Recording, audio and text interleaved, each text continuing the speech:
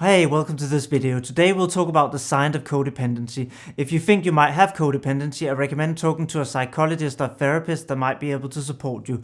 The first sign that you might have codependency is, do you feel anxious when you're on your own? People with codependency tend to fear being single, and they really crave having a partner all the time and struggle having breaks in between partners because they don't like being on their own. It often makes a codependent quite clingy, or they try to please the other person or use control in the fear of losing their partner. And when in partnership, they will very often dislike being on their own and want their partner around as much as possible. Someone with codependency is very fearful of losing their partner, which often lead to some of these destructive behaviors that we'll discuss in this video. If you feel anxious about being single, or frequently worry about losing your partner, or feel anxious when your partner is not around, you could have codependency. Do you worry about being left or need constant reassurance, which could be another sign?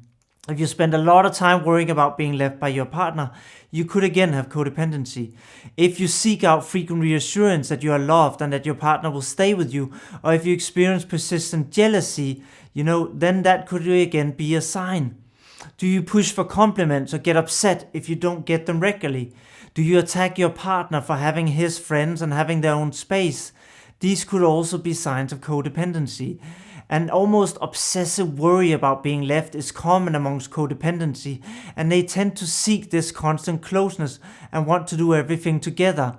Are you the one trying to fix the relationship is another potential sign, because codependent people tend to feel valued by being the caretaker and fixing others. Because they're worried about being left and losing the relationship, they want to keep that relationship almost at all costs, and they will try to fix their partner or try to fix the relationship. Codependency causes a hypersensitivity to abandonment, where they tend to believe small things like space is a sign of abandonment, so they try to create closeness which can feel controlling or needy for their partner. Are you often trying to fix your partner to make the relationship work? That's again a typical sign of codependency. Are you the one putting in the effort to ensure you have more time together, become more committed, or just try and fix relationship issues? If you can answer yes to any of these, then you might have codependency, as it's a sign for a codependent partner to be the one always trying to fix things, often the one, thinking that they can change their partner to make the relationship better. Next one is, do you set aside your own needs to accommodate others? At the core of codependency is really the fear, like we said, of loss, of losing your partner, of being alone, feeling rejected. Without a partner is a big fear. And so codependent people tend to prioritize other people's needs at the expense of their own to keep that partner around. They will jump around to keep their partner happy or to impress their partner by accommodating their every need, even when that means neglecting their own need or going way above their capacity. It's not uncommon for codependent people to feel underappreciated and exhausted as they give beyond their capacity and simply forget their own needs. And that is because their main priority becomes to prevent being left and therefore accommodate the other person instead of looking out for themselves. Codependency makes somebody give even when they don't want to, because they fear that loss, and the fear of loss is even more significant than looking out for their own needs and self-actualization. Resentment is also expected, as the codependent suppress their own needs and keep giving even when they're exhausted. The unexpressed needs of giving more than you want to is bound to leave you feeling exhausted, underappreciated, and resentful eventually. It's not a sustainable relationship model, and it's just suppressing fear short term at an expense that will cost you a lot long term. It's a people pleaser and a caretaker at full capacity. The next one is, do you try to avoid conflict at all cost? Codependent behavior often show up in conflict avoidance.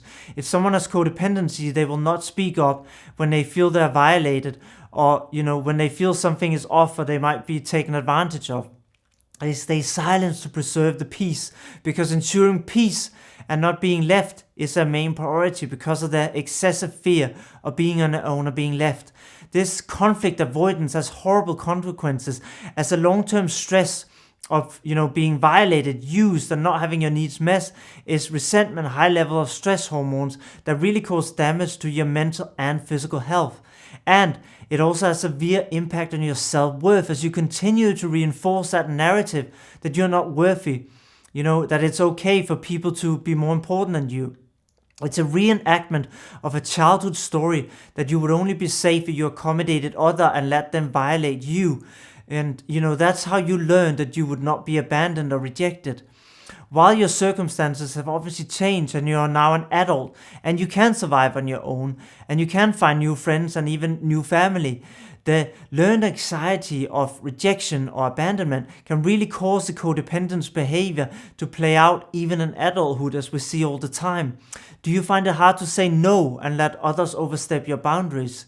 This comes back to the point we just discussed. To avoid conflict, you might go along with things you don't want to, or not speak up when something does not feel good for you. You don't say no when you don't want to do something. You don't speak up when someone upsets you. You keep giving when you don't actually want to give anymore, instead of just saying no, enough. You find it very difficult to set boundaries with people, and this will again cause damage to your relationships, both to others and yourself. One of the most important practices I do with my codependent clients is teach them how to sense and assert their boundaries and feel good about it. And as you do, you can really see how their confidence, their self-worth grow, and they feel safer and make better partner choices. And it's actually pretty easy to learn. Do you overstep your boundaries and ignore your own needs? And just to hold on to a relationship. Again, we talked about codependency can really cause people to allow others to overstep their boundaries. Still, some codependents also tend to exceed and allow others to just step over their boundaries and not listen to their own emotional and bodily signals such as anxiety, frustration, shame, or tiredness. This lack of regard for self means that that even others struggle to respect the codependents much less, and they are more likely to be taken advantage of as they don't respect their own boundaries themselves. If you keep giving when you don't want to give anymore, you're violating yourself.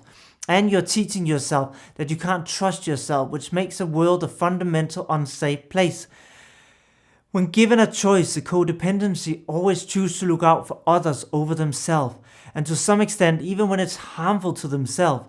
Do you want to fix or caretake others?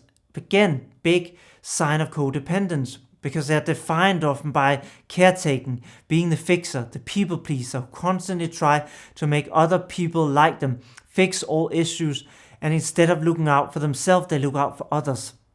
They don't fix themselves. They don't take care of themselves.